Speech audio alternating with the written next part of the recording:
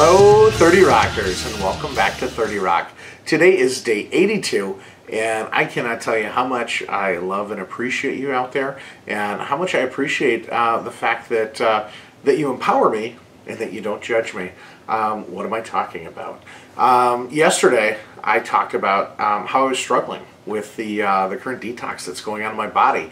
And some of you shared about your own place where you're at right now and that you've got your own struggles, but yet you're able to you know, keep off some of the drugs and that you're still pushing on.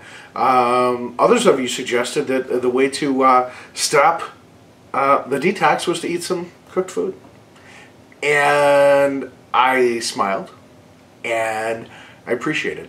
Because I think that one of the things that happens when you start to do anything, mainly probably more with dieting than with lifestyle, but it's easy to be dishonest with yourself. And I'm somebody that I was very honest with myself for the last 15 years, but I was honest, but I didn't care. Hey, I eat too much. I eat the wrong foods. I wasn't, you know, I've known people that are 200 pounds overweight and will tell you that, you know, all they eat is salad and baked chicken.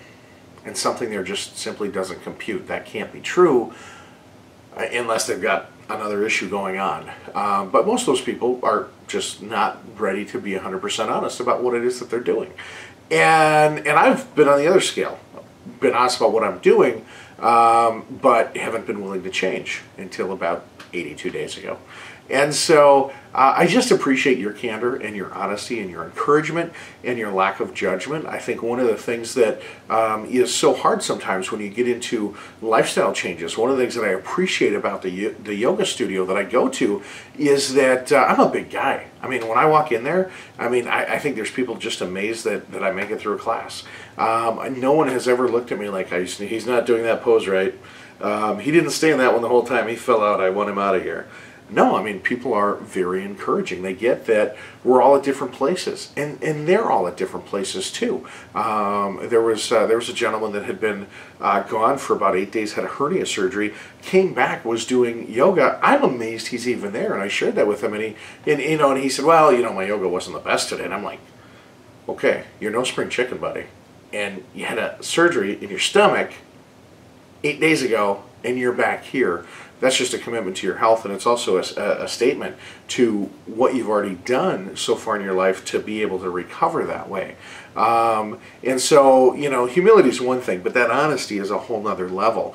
And I just appreciate that that you're honest with me and that I can be honest with you and tell you when I'm struggling, when I'm fighting things out. I think that in our own journeys, that's so important.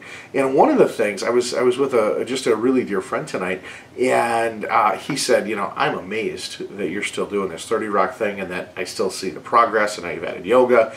And now he would never tell me that he's making any changes because of me, because we're guy friends. You don't say, wow, you've inspired me to do that.